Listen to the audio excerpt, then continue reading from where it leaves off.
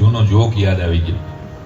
કોર્ટમાં કેસ હાલતો હતો અને સામાન્ય એક્સિડન્ટનો કેસ હતો અને વકીલે પોતાના અસીલ વતી એટલી બધી દલીલ કરી હતી કે મારા અસીલનું માથું ભાંગી ગયું, મારા અસીલનો હાથ ભાંગી ગયો, મારા અસીલનો પગ ભાંગી ગયો. તો અસીલ જેણે ફરિયાદ કરી હતી ને પોતે રોવા માંડ્યો કે મને આટલું બધું લાગ્યું હતું એ અત્યારે ખબર પડી.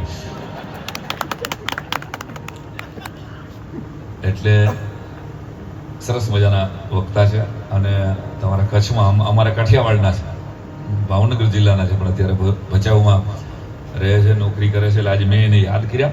લુડવાને આંગણે આટલું સરસ મજાનું ઓડિયન્સ જે આવી ગયું છે. હજી અમુક લોકો કંકુ પગલે આવે છે, મને ખબર છે. અમુક લોકો 1 વાગે હામાં જડશે એટલે પતી ગયો. આમાં અમારો પાળીઓ થાય પહેલા, પછી આવતા વર્ષે અમારી તિથિ લુડવામાં ભેગી ઉજવાય. અમુક હસતા જ નથી, ગમે એટલું મજા આવે. ઘણા દુહા કર્યા, છંદ કર્યા, તમે કેટલા 2 જણા તાણીને ગીતો ગાયા. એકચ્યુઅલી શરૂઆતમાં સાત્વિકભાઈ અમે લોકો દુહા છંદ સૌરાષ્ટ્રની ફ્લેવર છે આ ડાયરો.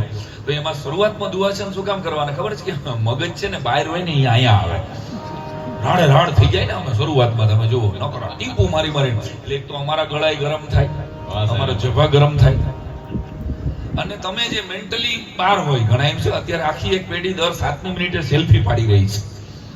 દર 7મી મિનિટે આમ કરે છે, આમ કરે છે, આમ કરે છે, આમ કરે છે.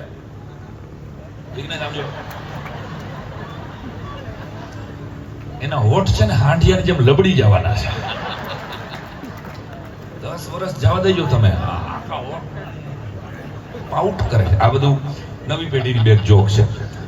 એટલે એક સમય હતો કે ઘરે મહેમાન આવે તો જય શ્રી કૃષ્ણ બોલતા હતા, જય સિયારામ બોલતા હતા, જય માતાજી બોલતા હતા. હવે સમય બદલી ગયો. હવે મહેમાન ઘરે આવે તો પહેલો સવાલ પૂછે છે કે વાઈફાઈ નો પાસવર્ડ આપો, કાં તો કહેશે ઝીણી પિન નું ચાર્જર આપો. આપણે એમ થાય તું ભાઈ ચાર્જ કરવા આવ્યો છો કે મહેમાન થવા આવ્યો છે? અને મેં તો મારા ઘરનો પાસવર્ડ જ એવો રાખ્યો છે કે તું તારું વાપર, આ મારો પાસવર્ડ છે, તું તારું. મારા દીકરા એથી આગળ વધીને સાત્વિકભાઈ પોતાનો પાસવર્ડ એવો રાખ્યો કે લે ભિખારી લે.